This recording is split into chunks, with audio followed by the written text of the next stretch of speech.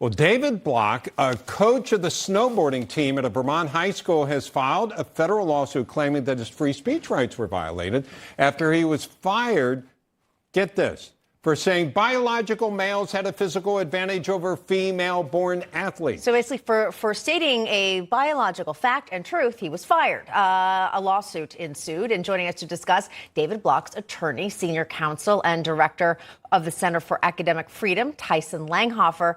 Tyson, great to have you with us here. You know, as we read that story and hear about it, it is shocking. He, again, simply for stating the truth. And in firing him, the school accused this veteran coach of violating the school board's harassment, hazing, and bullying policy. Bring us up to speed here.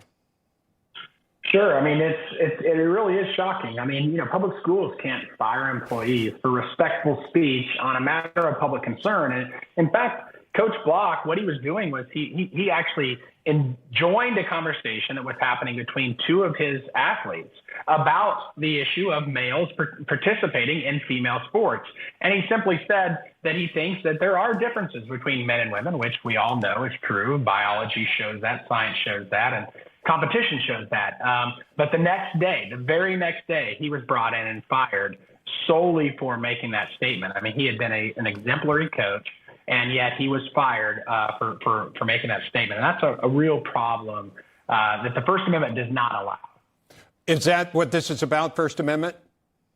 It absolutely is about the First Amendment. I mean, what we're seeing, and this is not an isolated incident. I represent teachers and students across the country who are being punished for simply expressing their viewpoint on really important topics about, you know, what makes a woman, right? Who should be able to compete in female sports?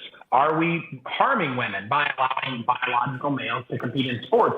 And by simply expressing a different opinion than what the school promotes, teachers are being fired, students are being punished. And that's a real problem because we as a society need to solve these problems. And the First Amendment is designed to protect speech that the government doesn't like. It doesn't need to protect the speech that the government likes. How is Mr. Bloch doing? I know, you know, Vermont is a kind of small town kind of state. How are his neighbors handling this? How is he doing?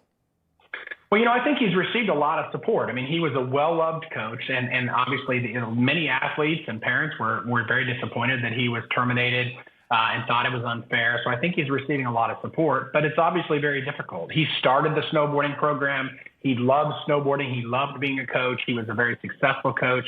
And now he's been deprived of being able to do that simply because he expressed an opinion of, you know, in a conversation that was already going on. And that shouldn't happen. That's un-American. And frankly, it's contrary to the purpose of public education, which is to help people be able to have civil conversations about really important topics. Mr. Langhofer, where will this go? Is this in a local court?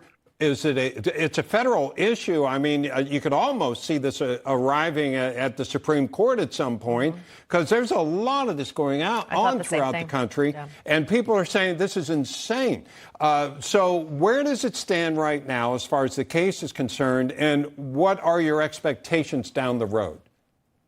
Well, we just filed the case, and so it's very early on.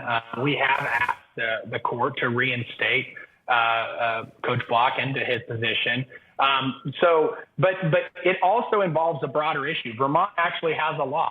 The law that was being enforced, it wasn't just a local school policy. It's an adoption of a Vermont law.